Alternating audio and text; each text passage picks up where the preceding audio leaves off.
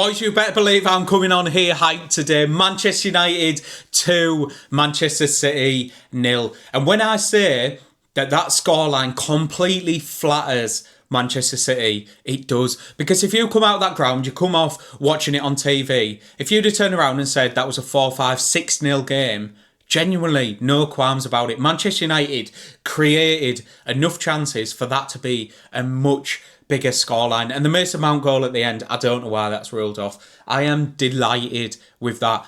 As an all-round package, the atmosphere in the ground, the performance from the team. And this is why I don't like dissecting starting 11s before you've seen the evidence on the pitch, right? Because if you look at that starting 11 today, you could question Cunha not playing. You could question Sesko not playing. You could maybe question Patrick Dorgu playing out on the wing.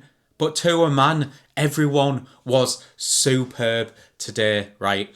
Michael Carrick, did he ask them to do anything too elaborate today? I don't think he's done much in the way of tactical work. He's only had a couple of days on the training ground. But what you can see is, right, we're going to defend in a 4-4-2. We're going to be compact. We're going to stodge up that midfield. We're going to make it difficult for the likes of Foden, Cherki, Semenyo, Doku on the other side to get inside.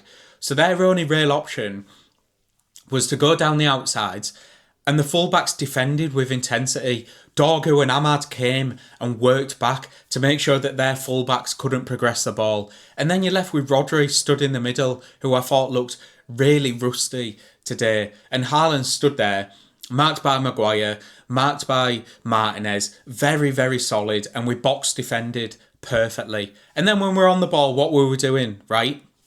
You weren't asking Casemiro to progress the ball too much. You weren't asking Kobe to go and get in front of the ball. They sat there as a two. And do you know why it worked? Because you had the best number 10 in world football in front of him in Bruno Fernandes, right? Feed him the ball. And then you've got runners. You've got Dorgu, who's like elite level engine, up and down. Amad Diallo on the other side, up and down. And Mbeumo threatening in behind, up and down. Perfect setup for that type of game. Now, is that going to work against every other team? No, but you've got the foundations there in terms of Bruno Fernandes is going to create chances. And Mbeumo, you could play Cunha in that type of game. You could see Kobe Mainoo getting more advanced on the ball. But for Manchester City, and next week against Arsenal, I would not be surprised whatsoever if we see the exact same starting 11 next week, because it was match made, and that will work against Arsenal if the players have the desire and the intensity that they have shown today. Let's just go through the team, because to a man, I thought everyone was good today. The only player I've got a reservation over is Delo, but I can't criticise him given the performance and the result that we've just got.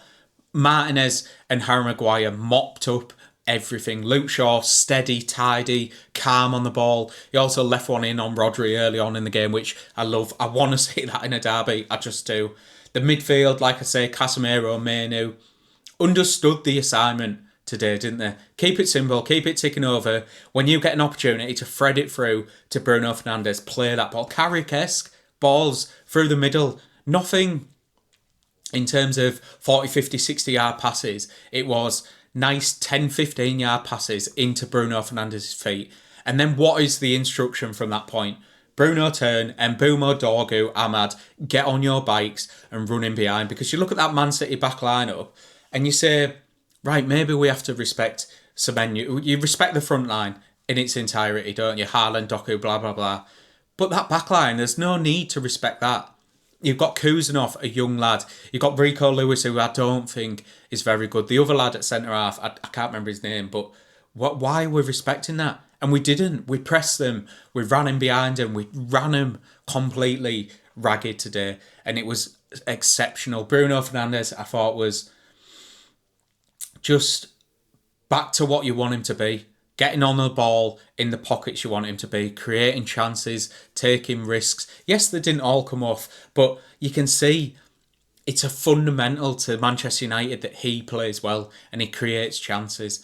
And then the attacking lineup, Mbeumo was quite quiet until his goal, but he kept making the runs. You have to keep making them runs. Amad Diallo tireless and warranted his start, because I question marked whether he'd start. people have question marked whether he'll get in this team. If he plays like that, he'll be in the team. Do not worry about Cunha, Sesko. Amad Diallo, if he plays like that, will be in this team.